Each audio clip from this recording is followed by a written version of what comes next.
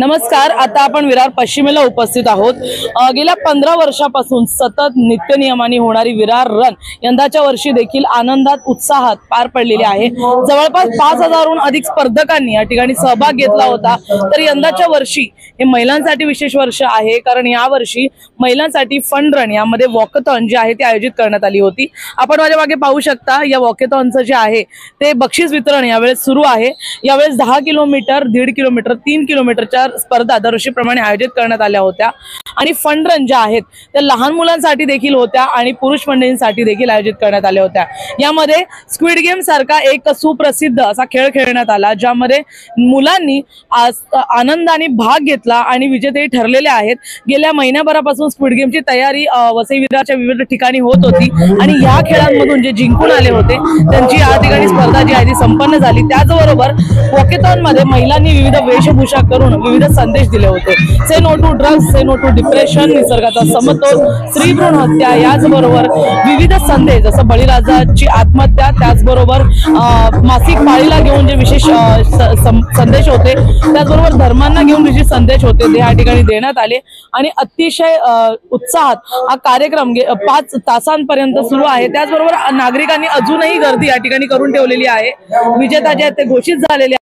जाणून घेऊया या संपूर्ण कार्यक्रमाबाबत आयोजकांना काय म्हणायचंय, त्याचबरोबर हार्दिक राऊत देखील यांचं काय म्हणणं आणि प्रथम महापौर राजीव पाटील यांची या कार्यक्रमाला विशेष उपस्थिती होती, त्यांनी यावर काय म्हटलंय।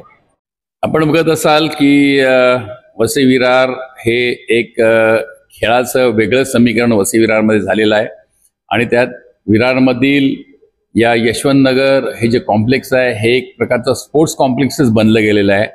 इथे वर्षातनं साधारण 100 वेगळ्या प्रकारच्या स्पर्धा होतात। 100 दिवस इथली मैदानं ही खेळाडूंनी फुल असतात आणि त्यातलाच हा भाग विराट नगर आणि यशवंत नगर आणि या विरार पश्चिमेच्या भागासाठी ठेवलेला ही जी स्पर्धा जी आहे ही स्पर्धा म्हणजे एक प्रकारच्या इथल्या नागरिकांना, मग महिला असो, पुरुष असो, बालक असो, तरुण असो, विद्यार्थी असो, सगळ्यांसाठी एक वेगळी पर्वणी असते। हे यंदाचं 15वं वर्ष आणि या 15व्या वर्षी खूप मोठ्या प्रमाणामध्ये प्रतिसाद इथल्या नागरिकांनी दिलेला आहे।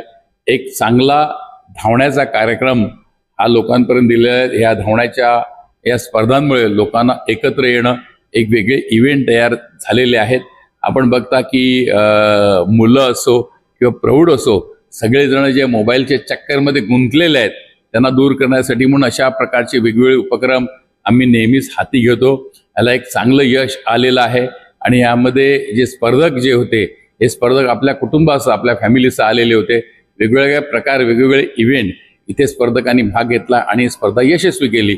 हे यश हे इथल्या नागरिकांचं आहे। त्याच जोडीला हार्दिक जो नगरसेवक या वॉर्डाचा आहे तो आणि त्याचे सगळे सहकारी मित्र, या सगळ्यांच्या सांघिक मेहनतीमुळे वसई विरारचे डॉक्टर्स, डॉक्टर गोयल आणि त्यांची टीम, त्याबरोबरच विवा कॉलेजचे NSS चे स्टुडंट, इथेही सर्व कार्यकर्ते यांच्यामुळे ही स्पर्धा यशस्वी झालेली आहे।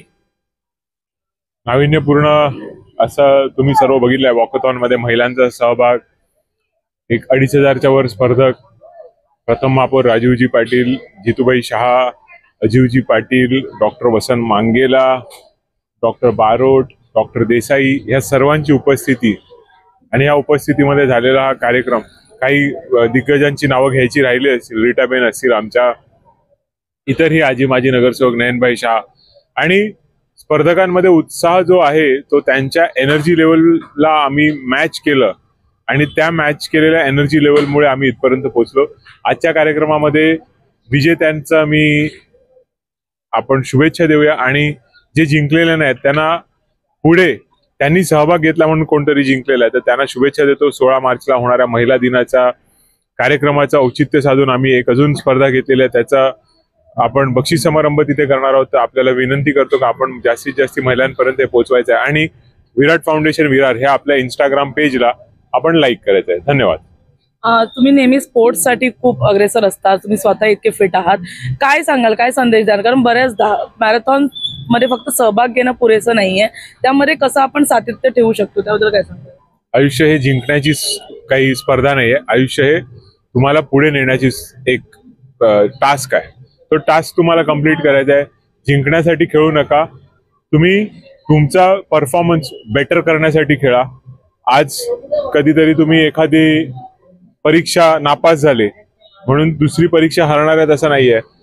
आज सूर्यास्त झाला तर उद्या सूर्योदय होणार आहे आणि आम्ही पॉझिटिव्हली घेतो. बहुजन विकास आघाडी लोकनेते माननीय श्री हितेंद्रजी ठाकूर, प्रथम महापौर राजूजी पाटील या संपूर्ण बहुजन विकास आघाडीच्या टीमचं हे श्रेय आहे.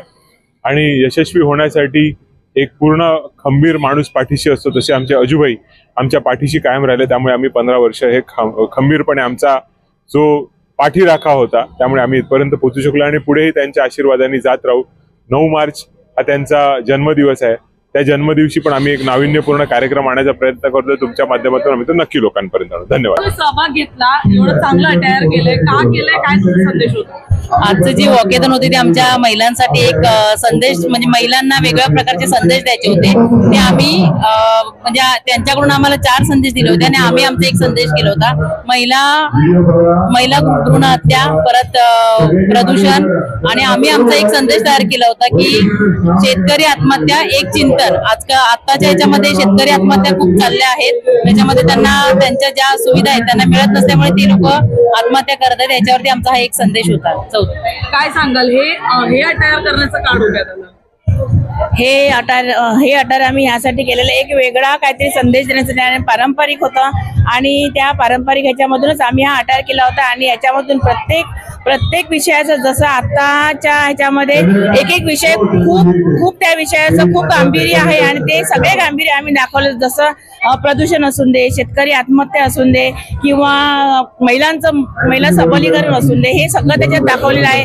शेतकऱ्यांचं दाखवायचं ह्याच्यामध्ये कारण म्हणजे हा ज्वलंत विषय आहे आणि शेतकऱ्यांचा जो माल असतो तो माल लोकांपर्यंत जात नाही आणि त्याच्यामध्ये जे दलाल असतात ते दलाल हे सगळं खाऊन जातात आणि त्याच्यामुळे शेतकऱ्यांच्या हाती पैसा न लागल्यामुळे शेतकऱ्यांनी आत्महत्या करायला सुरुवात केली आहे.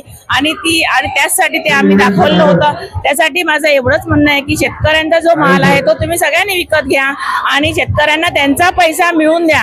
म्हणजे ते एक प्रकारचं सोनंच आहे आपल्यासाठी आणि त्यासाठी ते सोनं तुम्ही तिजोरीमध्ये ठेवा. तुम्ही असं ठेवू नको की शेतकऱ्यांचं जे आहे ते तिजोरीमध्ये ठेवून ते असं नको करू की ते सोनं आपण झाडांना अडकवू शकू. काय संदेश द्याल महिलांना? संदेश दिलेला आहे, काय संदेश? मी संदेश दिला प्रदूषणाबद्दल दिलाय. आताचे जे ग्लोबल वॉर्मिंग चालू झालंय त्या ग्लोबल वॉर्मिंगमुळे भरपूर उकाडा होतोय. जिथे जिथे दुष्काळ पडलाय पाण्याचा, जिथे पाणी मिळत नाहीये तिथे पाण्याचा निचरा करा. म्हणजे होतोय तिथे म्हणजे खूप असं दुष्काळ वगैरे पडलेला आहे तर तिथे झाडे लावा, झाडे जगवा, पाणथळे निर्माण करा जिथे, जेणेकरून प्रदूषण आपल्या इकडे जे ग्लोबल वॉर्मिंग होते ते कमी होईल. त्याच्यामुळे झाडे जगवा, झाडे लावा, प्रदूषण टाळा. काय संदेश होता तुमचा? काय सांगा? माझा संदेश होता महिलांसाठी. आज बऱ्याचशा महिला घाबरून राहतात, पण तसं न होता त्यांनी बिंदास जगावं आणि अगदी भरपूर आनंद घ्यावा, असाच हाच संदेश होता माझा. काय सांगाल, काय बोलाल, काय संदेश होता तुमचा? माझा होता की नो स्मोकिंग. आजकाल एवढं प्रदूषण झालं की जास्त बघावं तिकडे लहान मुलं सुद्धा स्मोकिंग करतात, तर ते करू नका. तुमच्या जीवाला हानी आहे. स्मोकिंग आपण करत नाही, तो आपल्याला करतो आणि आपलं जीवन संपवतो. तर ह्याचा एकच पर्याय आहे की मृत्यू, दुसरा काही. माझा होता बेटी बचाव. कारण मुलींना शिकवा, मुलींना वाढवा.